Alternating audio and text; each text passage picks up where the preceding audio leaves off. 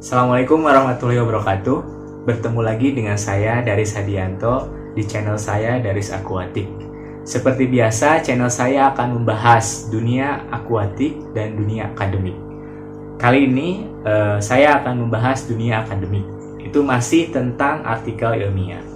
Tapi konten kali ini saya fokuskan ke judul dan pendahuluan ya. Jadi dua itu. Oke. Ada banyak masalah di dua itu ya. Judul dan pendahuluan. Judul artikel ilmiah ini tidak seperti karya-karya yang lain ya, seperti makalah atau skripsi.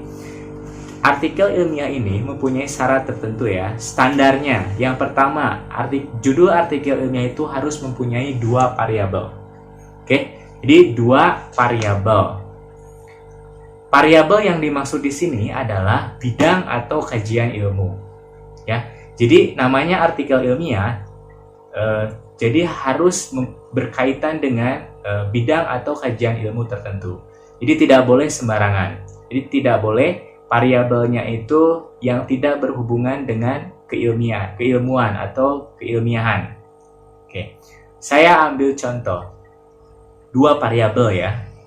Misalnya peran literasi kritis dalam meningkatkan kemampuan berpikir kritis siswa.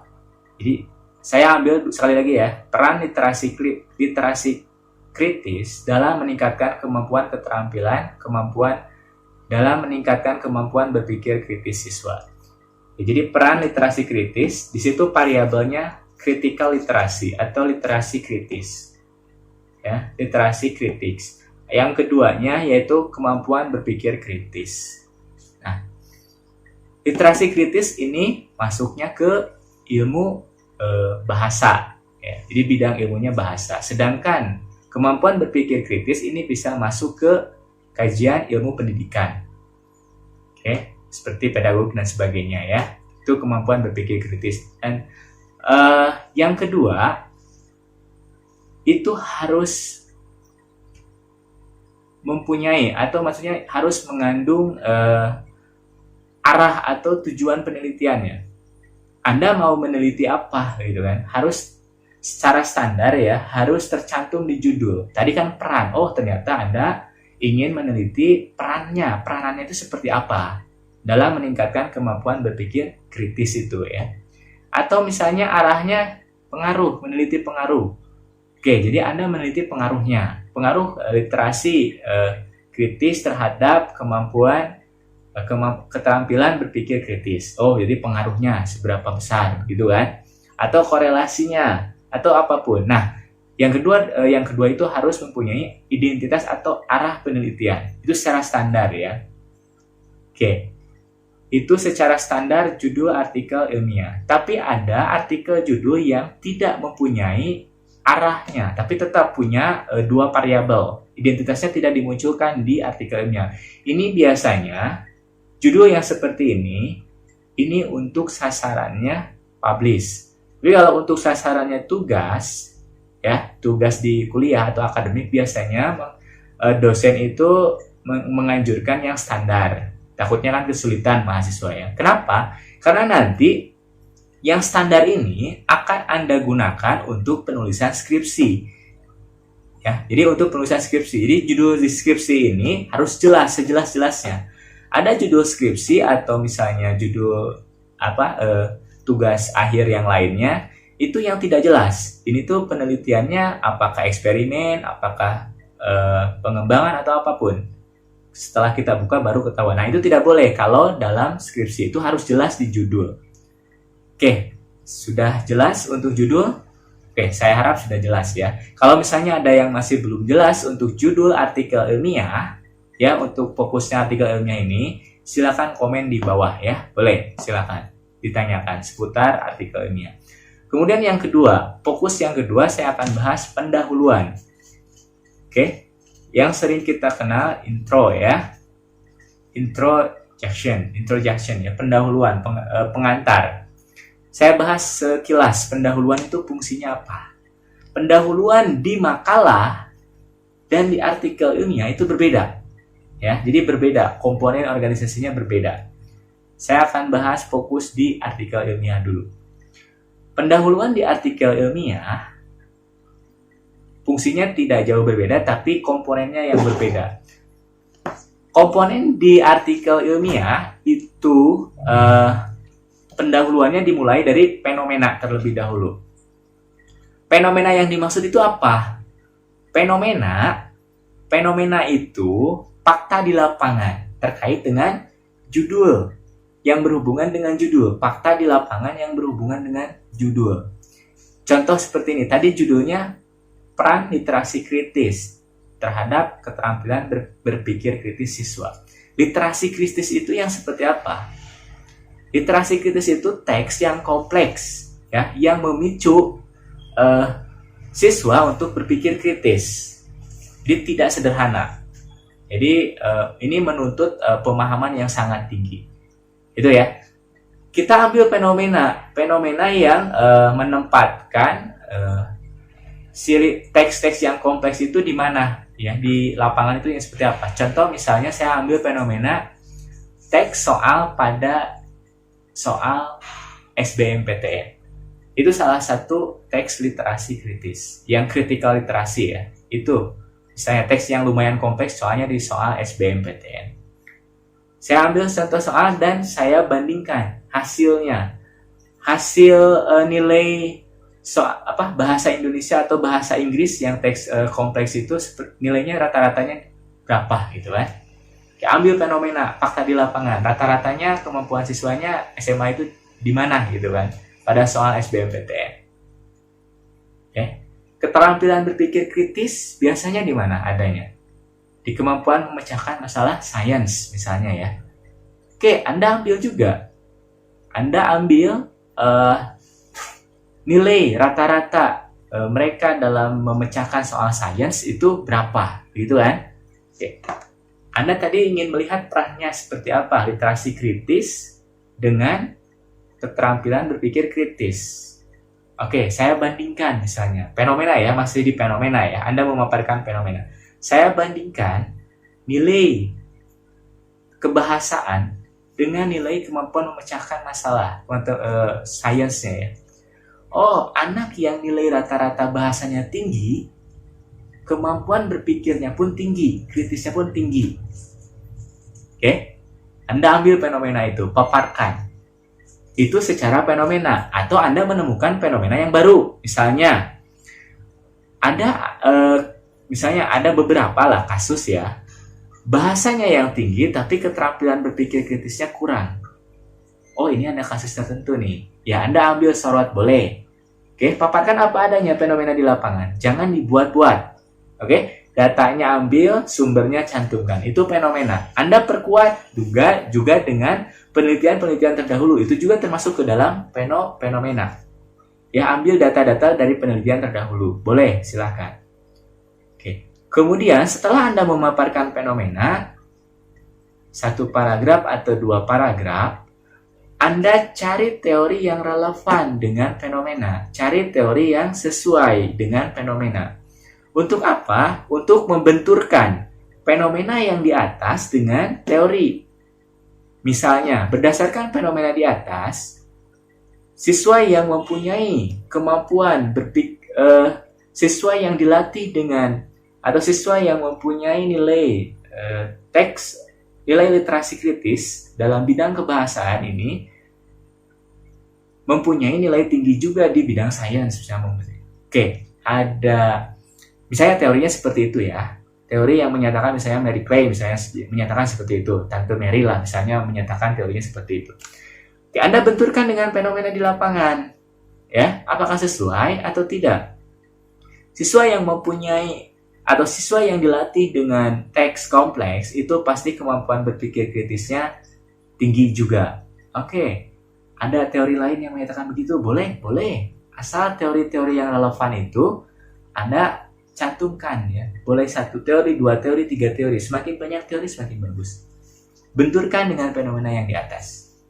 Oke, jadi yang pertama itu fenomena. Oke. Fenomena. Oke, yang pertama ini fenomena.